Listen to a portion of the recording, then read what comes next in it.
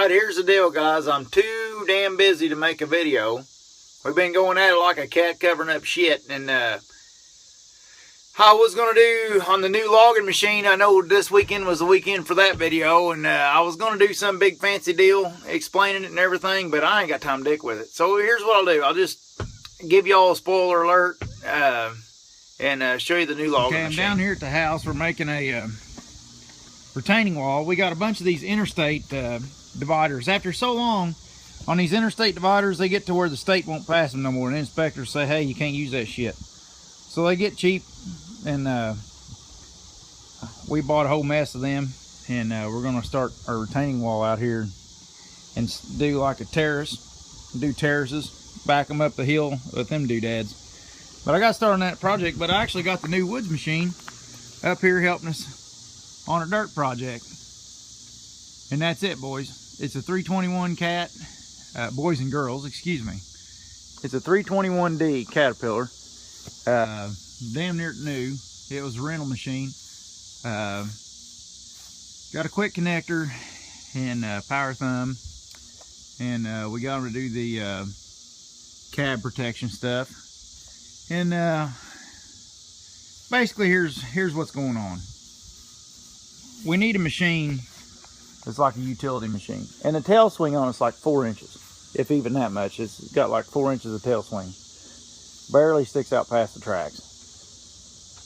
Here's the deal. We got without getting into it too much, my channel ain't about that bullshit, so without getting into it too much, I just need a machine that do a little bit of everything. And we got a head ordered for it that'll go on it, and we got a 5-foot wide bucket to go on it too, that's got a smooth bottom. So we got this rock bucket, we got a 5-foot wide smooth bottom bucket. This rock bucket's 3 foot wide, by the way. And we got a Rotobeck saw grapple coming that and we'll have to run lines down to plumb into the power saw, and then we'll build a bunk for the ground. So basically this thing will be able to top trees, do some shovel logging, process in the yard.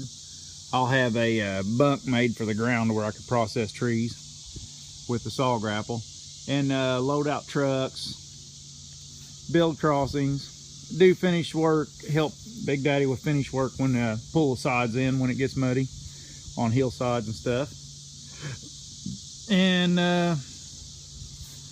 dirt work. So basically, but I got to do a bunch of modifying. This thing is going to be heavily modified when I get done with it. I got to make my own sides for it because them sides ain't woods ready. Basically, it draws air in here, and anybody's worked in the woods very long knows that that's going to fill up with leaves. The tops will open there, so it'll fill up with leaves. So I got to make, I just figured I'd unbolt all these factory panels and make my own panels out of like skitter screen, you know, that type of thing. Oh, put on it. And now the weight bench is built like a brick shit house, but these side pieces, I'll have to take all that stuff off and make stuff different. I think the cab will be fine. I'll leave it alone. But have to do some modifying here. Have to make some new panels on the side of that and put on there. That's pretty thin too. Probably replace that. Probably make a new handrail for it out of a little beefier stuff. Gonna have to make a bolt-on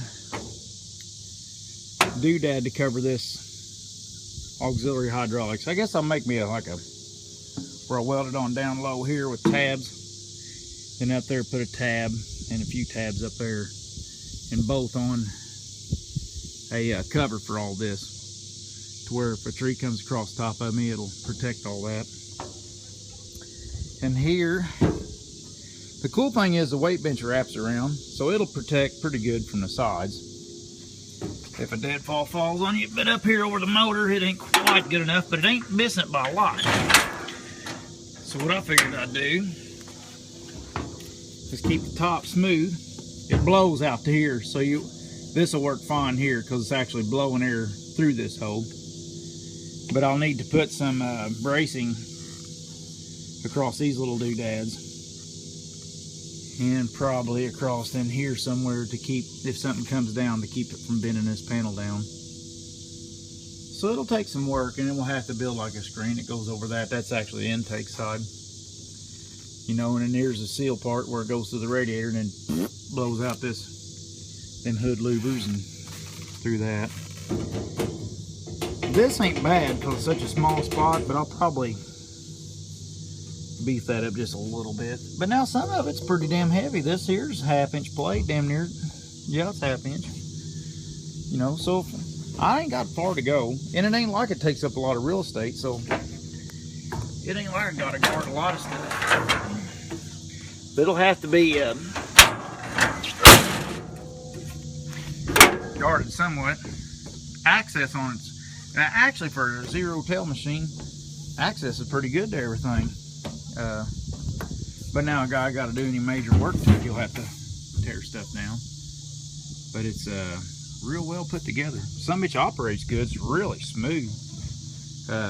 Plenty powerful and really smooth. Got the full rock guards.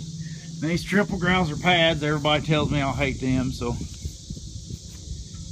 But with all the other type of work I'm going to do with it, I'm going to try to use them. But there's a chance I'll have to put single grouser pads on. It's got full rock guards run under it. Cab's got a van door. So I don't swing out. But I don't know. It's pretty cool on the inside. Oh, baby. I got a little bit dirty. I've been doing mud work with it. Let me see here.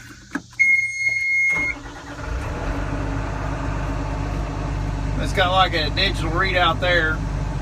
And you can change your mode setting and stuff in here, but I don't have a password to change it into power mode. I think it's an economy mode, but I'm not sure of that. But I don't know, I'm not used to an excavator. But boys, it is smooth as glass. This bad boy is smooth, and that's what I was after. I don't care if the son of a bitch will pull a damn barge out of the water. What I want it to do is run smooth enough to last for 20 years. Your skylight up there, be able to see up there if you need to, and shutter when you don't so the sun don't come in, mess up your air conditioning. But the vision out of it's pretty good. I mean, it ain't a, you know, when we got into this, there's that there, this front end comes up and over, and this little window here comes out, and you can store it right here. When we first got into this bad boy, I was pretty hard set on a deer. I really like the way the deer operates. But this cat, the cat dealer we had is a real competitive dealer as far as salesman goes. He was a real competitive salesman. And Wayne Supply did a real good job for us. So we basically, I like the way the deer operates better, but I think the cat's better suited for us. So we went with the cat. And I don't think we'll regret it. The cat, the boom and the joints on the cat's more robust, and it's got more drawbar pull than the deer. So we kind of, but swing and lift performance is just, it's not quite as what the deer, what one has the other one don't. And what the opinion I come up with, not being an expert on excavators by no means, but the opinion that I come up with was that the deer was more of a dirt machine and the cat's more of an oddball machine. It could do this oddball, beat around shit better. But that's just in a matter of opinion. That's just from looking at it. And the 24-volt system on the cat and everything will be, it will do us better in the winter too. But I guess that's it. So there she is, boys. Another caterpillar. Junkyard said that's all you're gonna do is get a bunch of fucking caterpillars. we still like our deers. But this time cat won barely. Boy, deer was right in there too. I was proud of them too.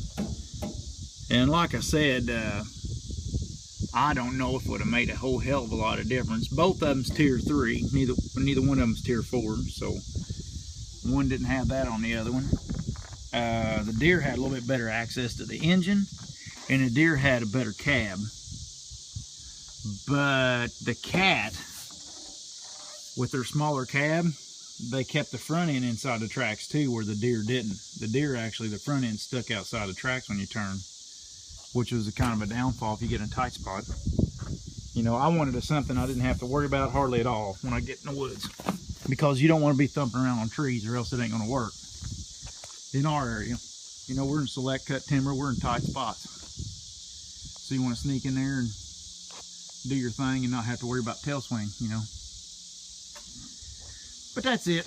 That's as hard as I'm gonna try on this video. I gotta, and the rain's coming in and I gotta set another concrete chunk, so I need to get back to work. Thanks guys. Leave me likes and comments, and anybody got any 10 cents to put in here, hell, let me know. I ain't got her all figured out by any means. I'm open for suggestions. Although it's a little late to change now, because that's what it is a Cat. Bam! My whole life I wanted an excavator, and now we finally got one. And I got the D, I wouldn't get the C or nothing older. Yeah, I'm looking at the D Deere too. The D, it's got the same lift capacity as our knuckle boom. Now the other capacities are better than the boom, but I wanted to make sure the lift would match our knuckle boom. So when I go to loading trucks with it, when I run it in the yard, see, this way we could run this on some jobs, the knuckle boom on other jobs if we had to. But if I was running this on a logging job, I want to not be disappointed. I want it to be able to lift what the Cat boom can, what the Super Kitty can. So that's it. That's the new toy. And I'm tickled pink. Tickled freaking pink.